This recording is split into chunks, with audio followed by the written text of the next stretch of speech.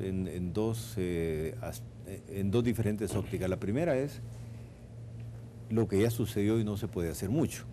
La crisis la crisis de confianza que venía dándose con la llegada del FMLN, ¿qué tipo de gobierno vamos a tener? ¿Va a ser afiliado a ALBA o va a ser alguien más afiliado a Lula o en el tipo de Lula, en el gobierno de Funes como él prometía o no?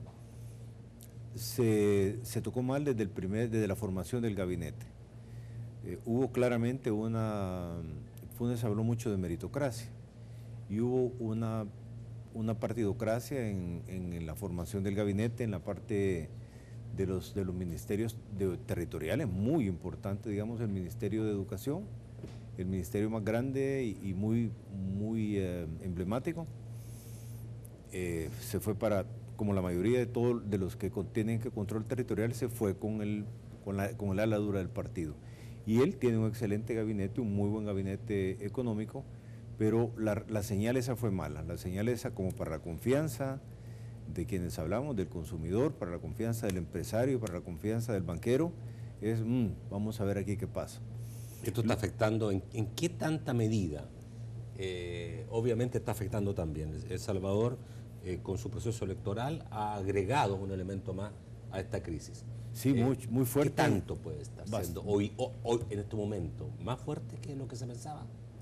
Sí, definitivamente es algo que empuja, que apalanca el efecto de la crisis. Si no tuviéramos eso de por medio, si no hubiéramos tenido proceso político electoral de por medio, la crisis hubiera golpeado menos. Si hubiéramos tenido la llegada de la izquierda con un gabinete totalmente de Funes, digamos muy alineado a las ideas de Funes sobre Lula, y Funes despierta y sus ministros especialmente confianza, tendríamos otra perspectiva, ya habría gente tratando de invertir. Por el momento eso lo detiene, vamos a verlo. Hay cosas importantes que después vamos a mencionar sobre esto, y es qué hace el gobierno, es decir, qué es lo que puede hacer un gobierno recién llegado. Muy poco realmente, es alguien que llega, que nunca ha gobernado, que se encuentra con que el mundo se le está cayendo, no se le pueden pedir milagros, realmente es una cosa, viven una cosa muy complicada.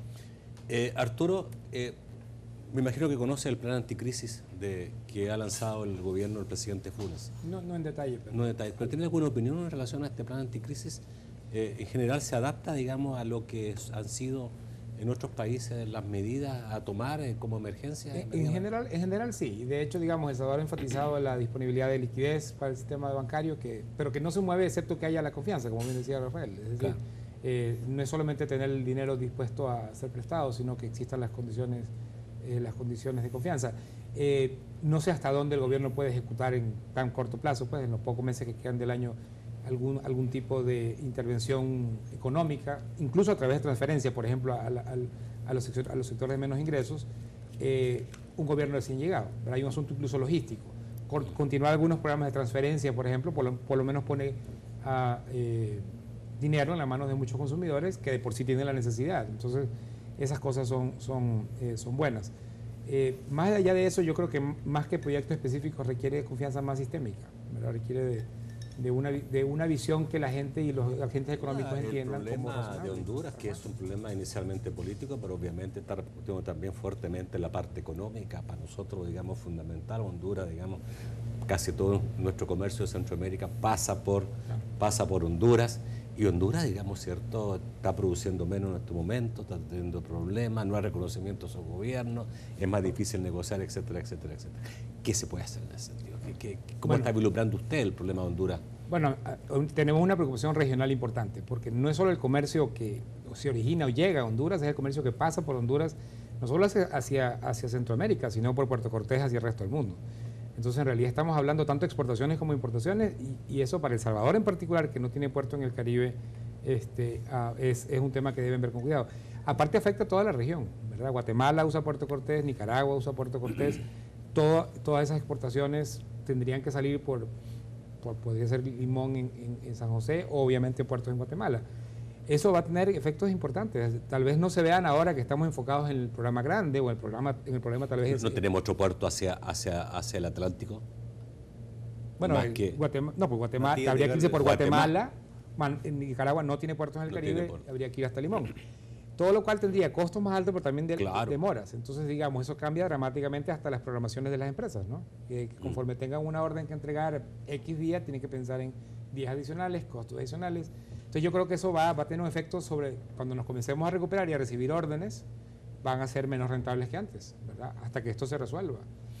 Aún si se resuelve, porque francamente pasar por Honduras estoy seguro que va a requerir más seguros que antes, va a requerir probablemente más seguridad, ¿verdad? De apoyo a los embarques. Esto nos está complicando regionalmente a todos. ¿Debe verse el punto de vista económico con mayor detenimiento en el caso de Honduras? Yo creo que hay que ¿O este verlo. es un caso netamente político?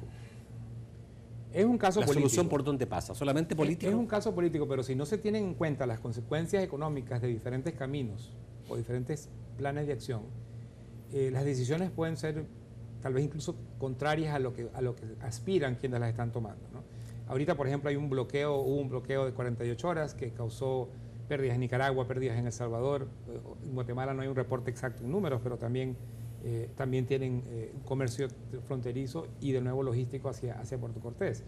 Entonces, si los tomadores de decisiones afuera y dentro de Honduras, porque esto desgraciadamente o afortunadamente habrá que ver, se convirtió en un asunto internacional, ¿verdad? Está metido obviamente la OEA, está metido los Estados Unidos en cierta posición, está metido Venezuela en otra posición, y todos comienzan a tener un decir y acciones, y en algunos casos incluso se anuncian acciones de otros países. Entonces, en la medida en que la región como un todo no se vea, ojalá un poco más monolítica, porque nos va a afectar a todos, yo creo que vamos a terminar como en los vaivenes de la geopolítica más internacional, y es lo que me parece primero que nada habría que evitar, tratar de resolver esto en casa, dentro de la región. ¿Y se vislumbra un conflicto no a tan corto plazo en este sentido? Es difícil adivinar o pronosticar, pero francamente yo estoy viendo difícil las soluciones que nos lleven a un restablecimiento de la institucionalidad en forma inmediata, digamos.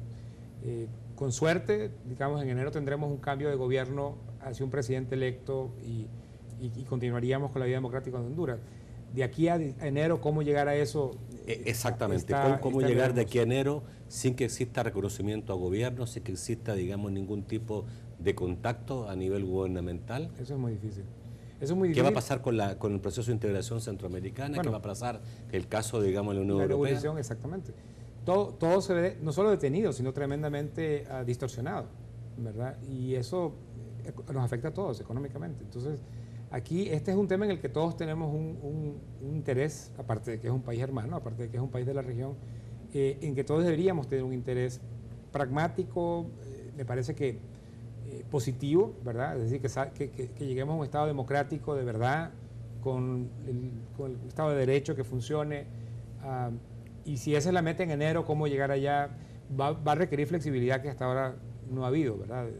De parte y parte. Entonces, y también, como digo, un rol de la comunidad internacional que permita que se resuelva en la región. Yo creo que esa parte va a ser crítica. ¿Y crees tú que estamos entendiendo, digamos, la importancia económica a un conflicto político y que una cosa y la otra van amarradas, pero que tienen efectos en otros países como el nuestro? No. Yo creo que el tema económico ha sido el tema menos mencionado y